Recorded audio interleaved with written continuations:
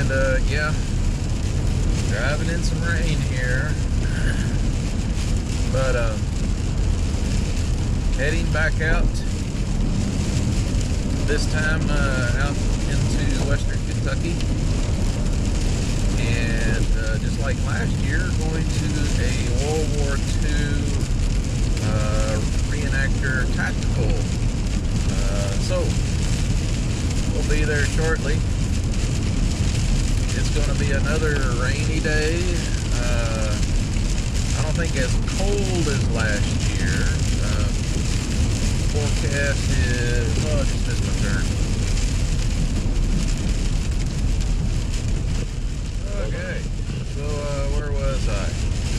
Oh yeah, forecast today. It's supposed to be in the 50s, low 50s, something like that. But the wind's been really kicking today so far. And so it'll probably be a little cooler 50, so that'll be alright. It'll be a wet, muddy day like last year, but just a little warmer. So, but yeah, these guys, these reenactors, they're pretty serious about what they do.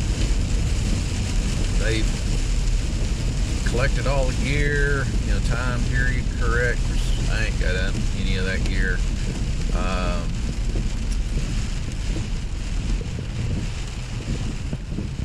But yeah, if they lose a button, they'll replace it with a button that's period correct, not with just any old regular button. Yeah, they spend some time and money collecting this stuff and studying the history. And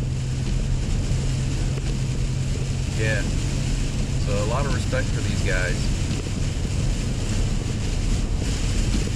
But yeah, it's I look forward to getting back with my buddy Bear, getting out here, trying to get attached where all the action might be. Because yeah, last year, you know, that video I produced, it was my most watched video, which was pretty cool. Yeah, because things like this, you know, it's called a tactical. It's not a you know, a reenactment. Because at the reenactments, like at Metropolis, Fort Massac, you know, that brings in a crap ton of people to Southern Illinois. But people watch a reenactment, the public can.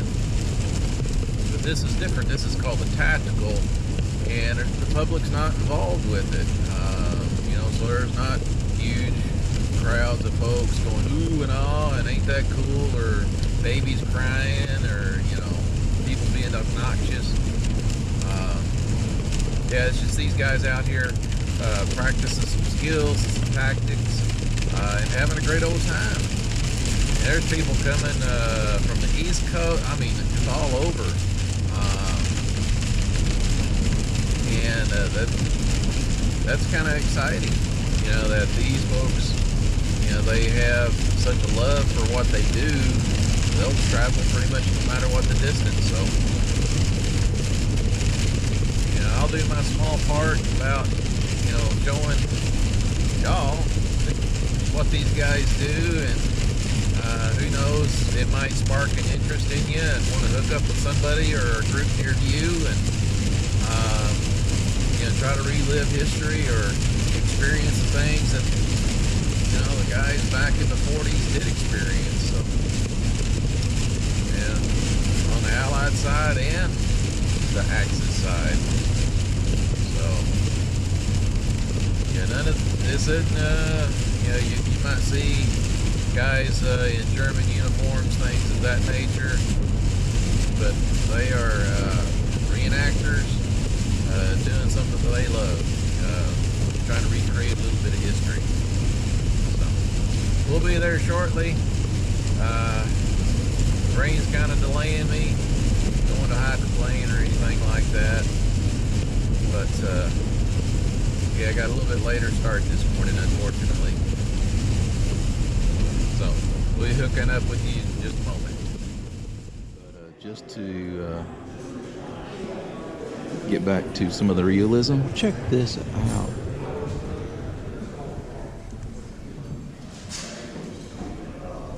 That's so cool.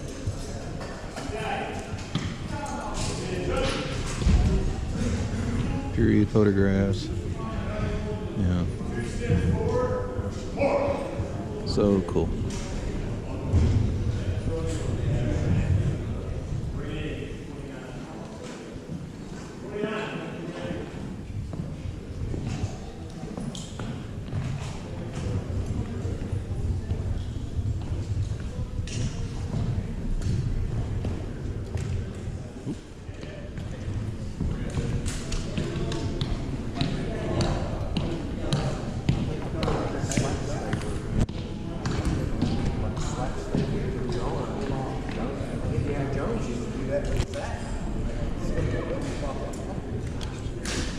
Set their line.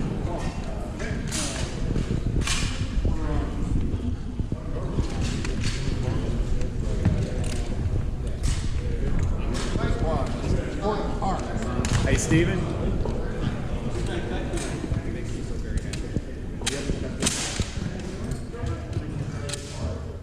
Most of you already know we're not all parking at the farms today.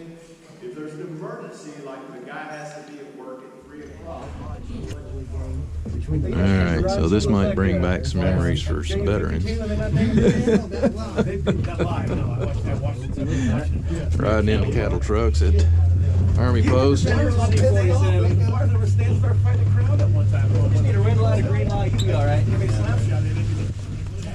Did Allied side last year, so be working on the German side this year. Hopefully to get a different perspective of things.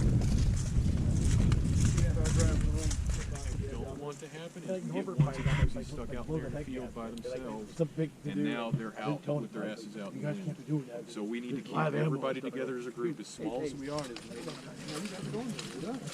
First mission is that the Germans are going to be searching for a downed pilot.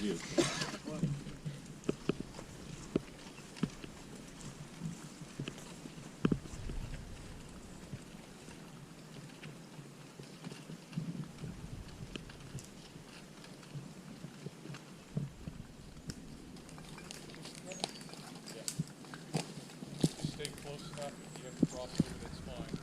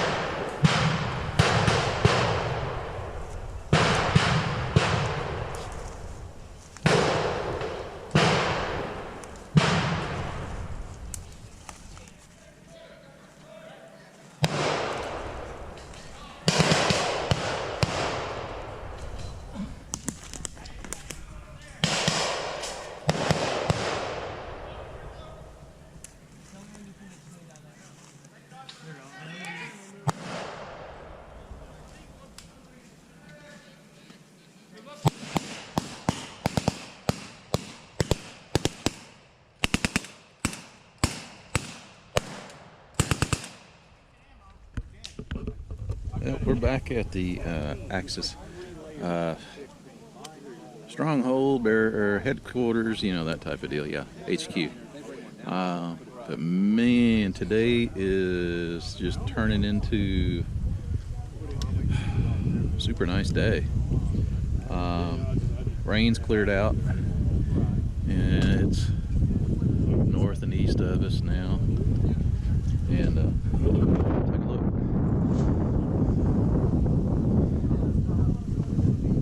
Yeah, partly sunny. There's still a good little breeze, but yeah. Anyways, we had a lunch of stew and dessert of apple cobbler, both of which were extremely good. So it's out here in the field, and food like that is superb. Oh, there it goes. It's like Hello. I mean, it is an 80-year-old. So, I think we're going to be getting things started up for the second and then later third scenario. But yeah, try not to eat too much, that way I'll still want to maneuver around out in the sticks. Yeah. The other day we ate too much and I did not want to move, but that was at the home. So, but anyhow, Probably just a test bar. wait for the call. Next scenario is assault from the Axis HQ, and it's a waiting game.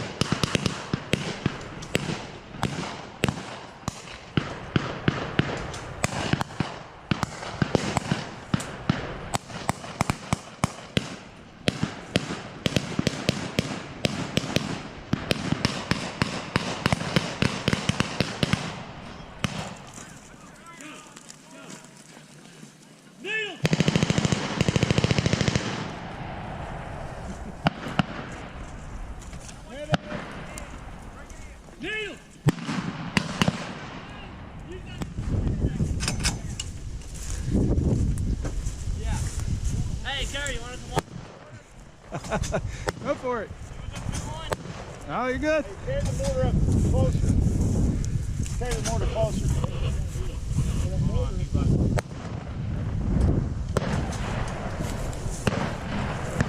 Where's it? Air burn. Go ahead and keep doing it. Hey, we need to get closer.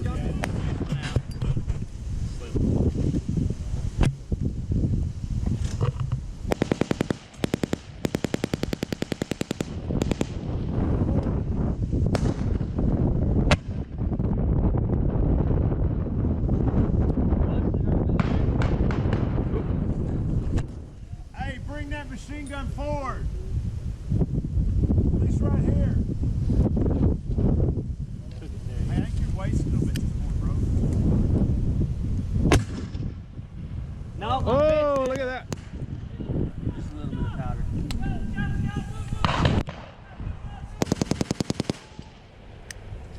think we ought to move this mortar up.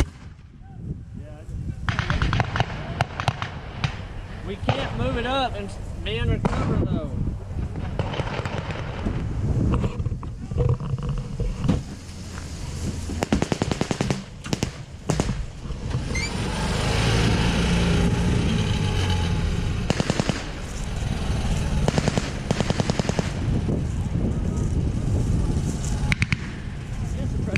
There you go.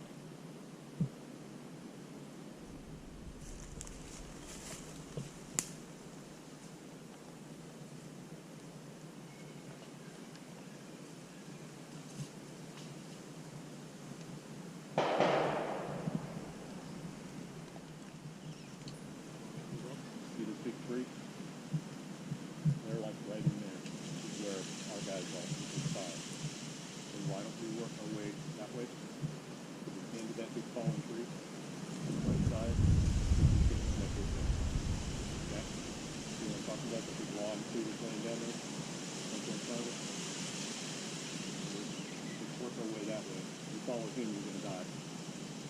Go that direction, go across, and see if you can cut up. Okay?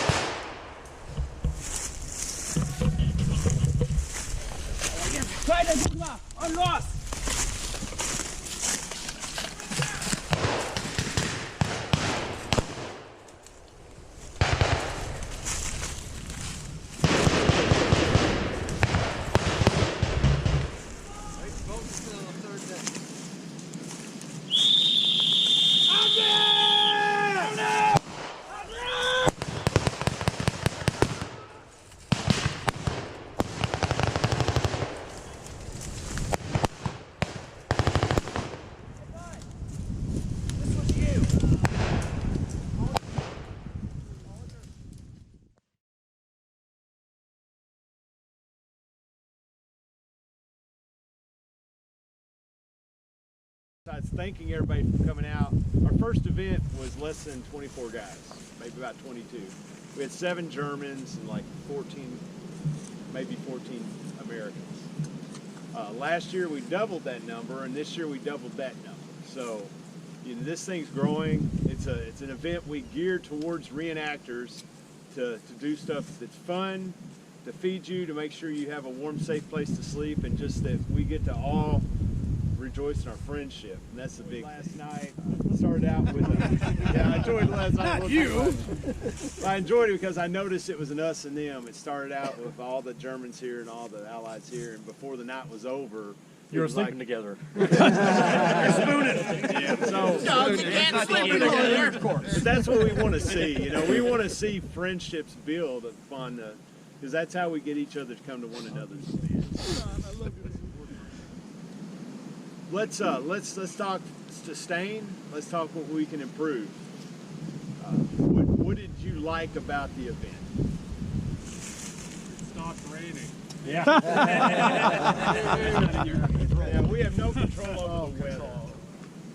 Yes. So I mean, in the first scenario was basically everybody's moving at once, and then the next two, one side stayed and the other side attacked, and then the flip flop. That was very nice because everybody got a chance to rest for a while.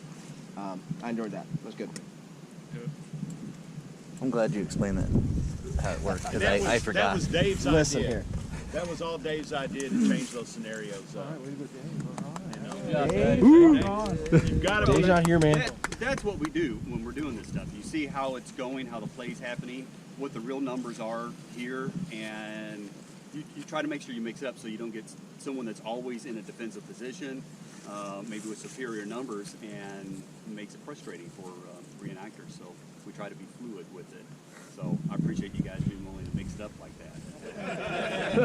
Hey. Let's go, let's go, let's go. Best display goes to one of our British.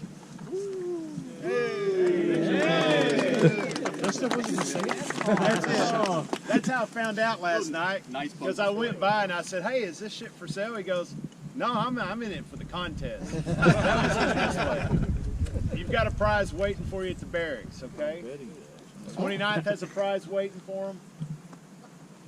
Raise your hand there, Johan. Now come out here real fast. We got the German commander to help us on this.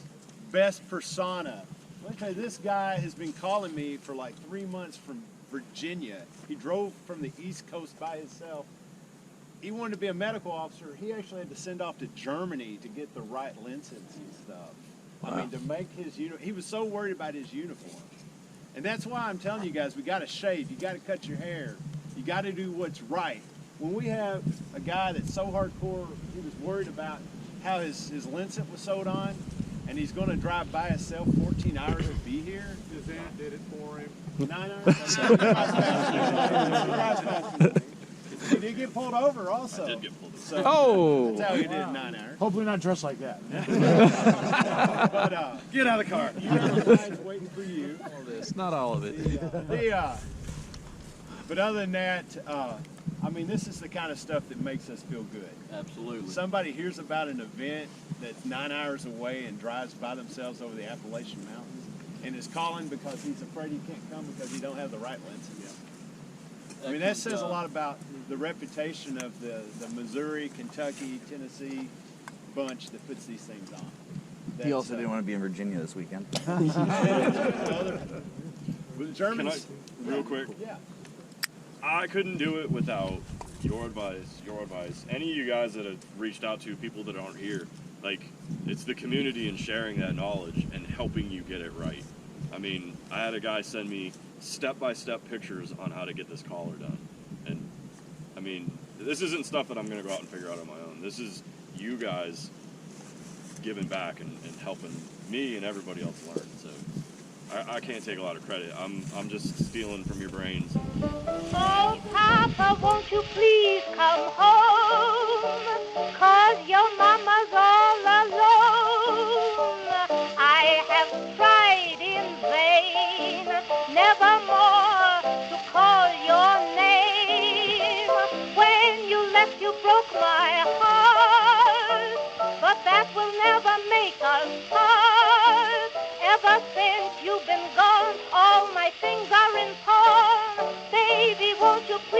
come home, you old mean thing. Daddy, won't you please come home, but you're a sweet thing. Baby, won't you please come